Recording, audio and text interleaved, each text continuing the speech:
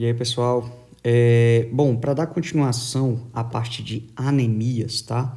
Eu vou te especificar agora um pouco sobre as anemias hipoproliferativas. E quando eu falo das anemias hipoproliferativas, eu boto algumas causas. A de doença renal crônica, as anemias carenciais, que é o nosso foco aqui, principal de hoje, tá? Desse vídeo aqui. A anemia de doença crônica ou a anemia sideroblástica. Das anemias carenciais, que são as principais que a gente vai abordar aqui, certo? Você tem a anemia ferropriva, o próprio nome já diz, ou ferropênica, tá? É a mesma coisa. Por quê? Porque você tem redução dos níveis de ferro, tá? E a megaloblástica, que é aquela que tem deficiência de ácido fólico ou de vitamina B12, que eu vou especificar. Iniciando então nesse vídeo, tá? Falando das anemias hipoproliferativas, de forma específica a anemia ferropriva ou ferropênica, eu vou te dar algumas características gerais e te dizer como a gente vai direcionar esse paciente. Então, se você não viu o primeiro vídeo, eu sugiro que veja da parte de anemia. Por quê? Porque tem muita coisa que eu falei lá que eu não vou repetir aqui, que você pode associar o vídeo anterior, certo? Com esse vídeo e somar conhecimento aí. Então, se você não viu, volta lá, dá uma olhadinha, é rapidinho, 10, 12 minutos, certo? É rapidinho, conceitos básicos, e aí você volta para esse vídeo aqui para você entender melhor o negócio, tá bom? Então, sobre algumas características gerais da anemia ferropriva, você tem que entender que ela é uma anemia carencial. Carencial de quê? Carencial de ferro, tá certo? Você tem deficiência de ferro.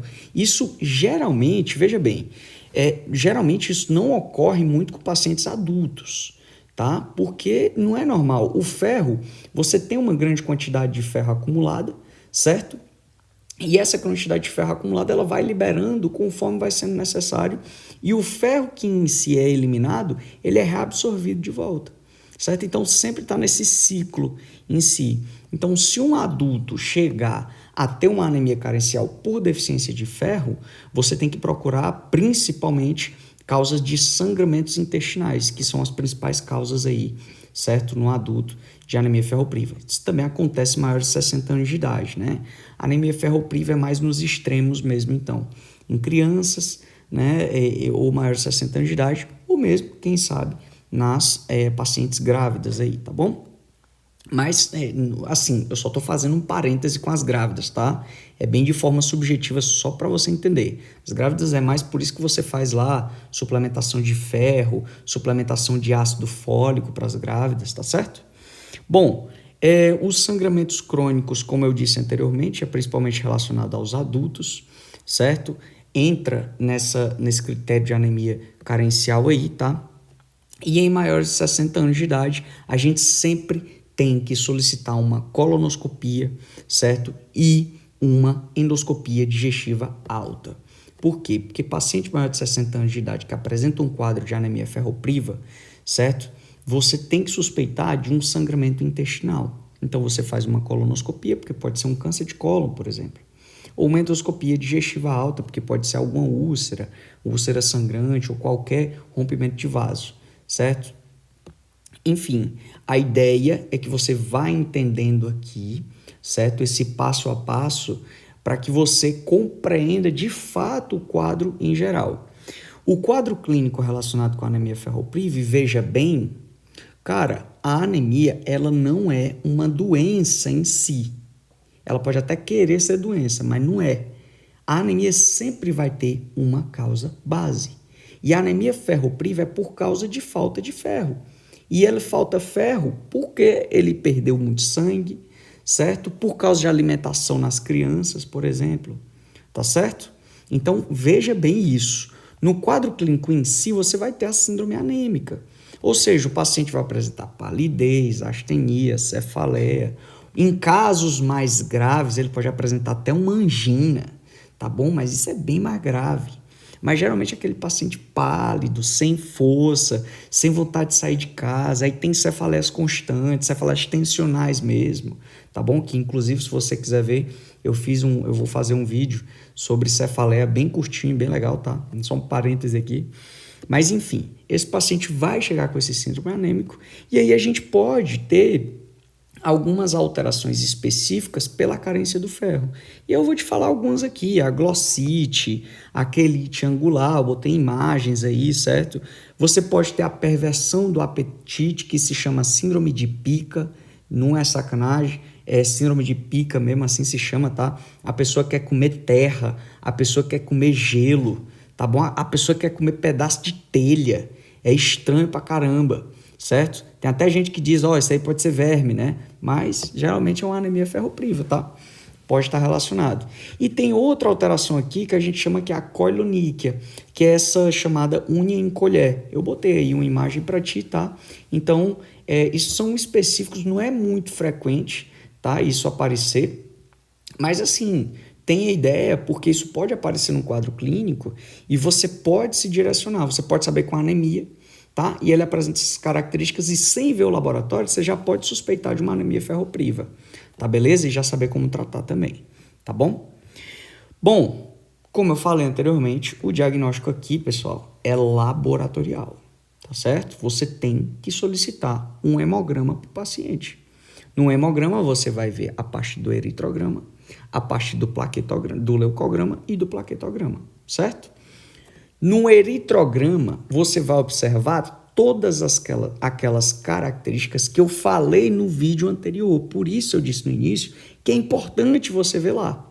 O que eu vou te falar aqui nesse momento são características específicas da ferropriva e eu vou te dar um detalhezinho de ponte com o vídeo anterior.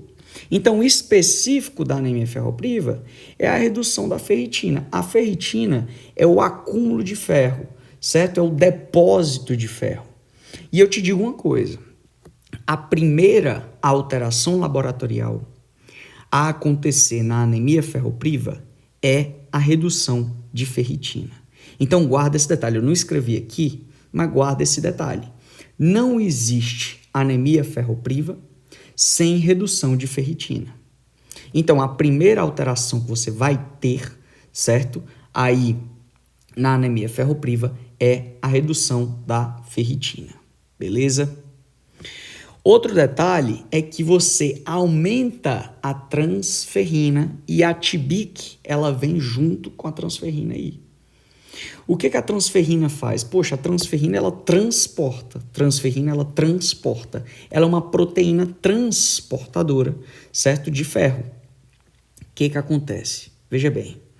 Quando você tem uma anemia ferropriva, você começa a diminuir, certo? O índice de ferro aí a nível vascular, certo? A nível corporal em si. Os níveis de ferritina também vão começar a reduzir, os depósitos vão começar a reduzir. Então, o fígado, ele observa isso, vamos dizer assim, certo? No sentido figurado, ele observa e ele diz assim, poxa, meu irmão, eu tenho que aumentar a produção de proteína aqui para eu aumentar a distribuição desse ferro que está faltando. Aí ele começa a meter o pau produzindo transferrina, certo? Então, essa proteína vai estar alta, mas vai ter pouco ferro igual, certo? E eu tenho a TBIC, que ela sempre está relacionado com transferrina e guarda esse dado aí para ti, tá bom? Seguindo aqui, certo, o ferro sérico, ele vai estar reduzido se você solicitar o ferro sérico, tá? Geralmente com os parâmetros já do laboratório de hipoproliferativas, a gente já pode dizer que é ferropriva, tá? Então, em resumo, fazendo uma ponte agora com o vídeo anterior, nós estamos frente a uma anemia hipoproliferativa, por quê?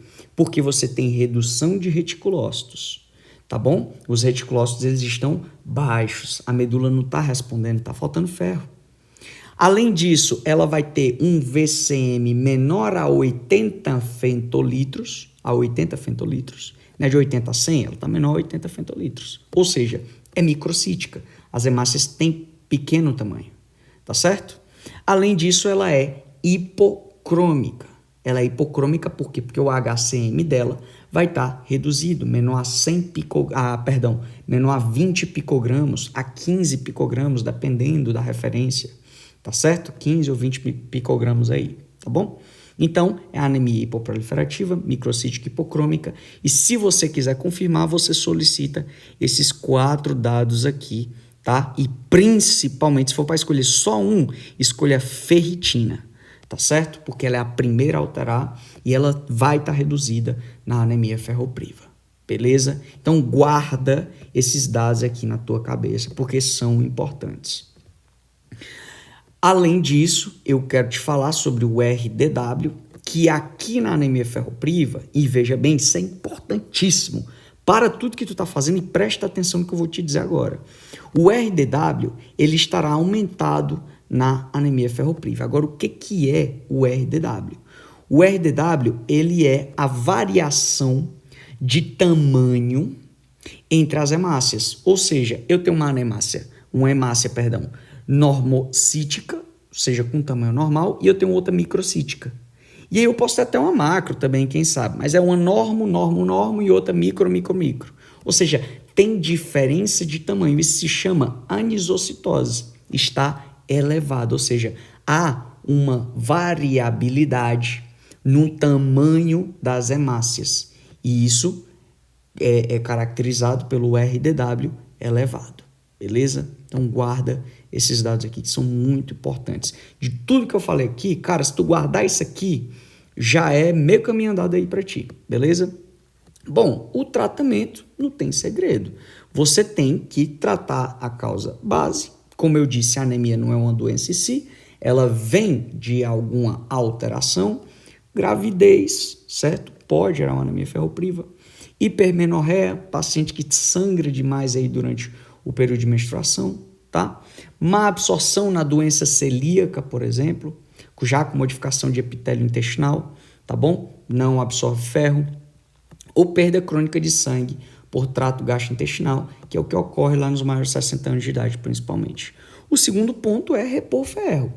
Poxa, por que eu tenho que primeiro tratar... Assim, não é que venha um primeiro ou outro segundo, isso é uma forma didática de te explicar. Tu vai já repor ferro e vai buscar a causa, certo? Mas a questão é, o paciente que eu tô com perda crônica de sangue por trato gastrointestinal, eu começo a repor ferro, aí você pensa, pô, esse paciente vai melhorar? Ele pode até dar uma sustentada ali, mas, cara, ele não vai melhorar. Por quê? Porque ele está perdendo sangue direto.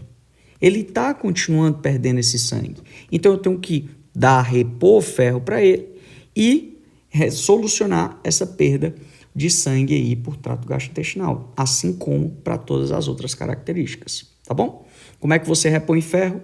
Eu peguei aqui, certo? Um 120 a 200. Você pode utilizar lá o sulfato ferroso, tem suas doses, um neutrofé, certo? Você pode utilizar, tá?